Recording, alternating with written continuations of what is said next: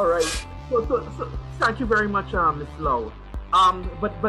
So for clarity, I'm asking if you can just tell us the objectives for you meeting with Mr. Lowe. Not Mr. Lowe, sorry, Mr. Bihari. Yeah. Quite frankly, sir, I was only trying to request 2 generators. One final question, Miss Lau. Yeah, go ahead, Jeremy. Go ahead. You stated that Mr. Bihari is a relic. Now, I find that description harsh. I mean, he's a supervisor for many years service to your company. So why are you referring to him in that way? Let me be clear, Mr. Clark. It seems to me that Mr. Bihari has an issue with women in leadership positions, especially young women. I've asked him to refrain from calling me daughter every time we speak face to face, but he insists on doing so.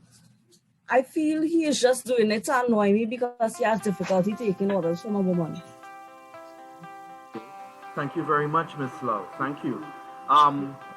Jeremy, you asked a very, very, very interesting question. But let's look at where we are at. Okay, we started off by looking at and examining the problem, which was the lockdown at Castani and Castani, and we pinpointed that the lockdown was a conflict between the sales manager, Ms. Lowe, and Mr. Bihari. It stemmed from that.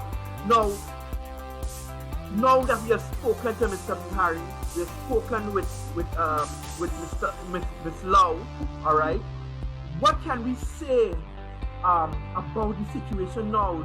Having all this information now that we can look at the situation in a broader kind of context, right? Jeremy, you asked the question, right? So I'm going to you and I see your hand up. Tell us, Mr. Clark. Well, it seems that Castani and Castani needs to address its culture. It's a cultural thing. All right. Martin, you have your hand up. Yeah? Yes.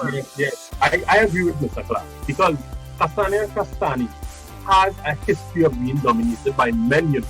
So maybe with the inclusion of a woman on the team, there may be some need for some kind of team development to happen.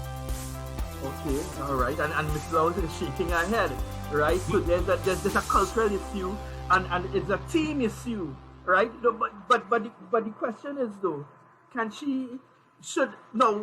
are 2 options there, right? Ms. Lowe, if it's a cultural thing, could take it and initiate the reconciliation on her own, right, as the sales manager, and deal with Mr. Bihari, or should it be something? Should she do it on her own? I really and truly will not recommend that.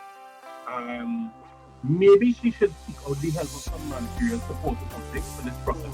So you want Mr. Castani, the head, the CEO himself, to be part of this process, huh? All right. I believe. Yes, I believe so. All right. And I see Joey's hand is on. Mr. Ramlal. Yes, sir. I mean to be bold and all that thing, right?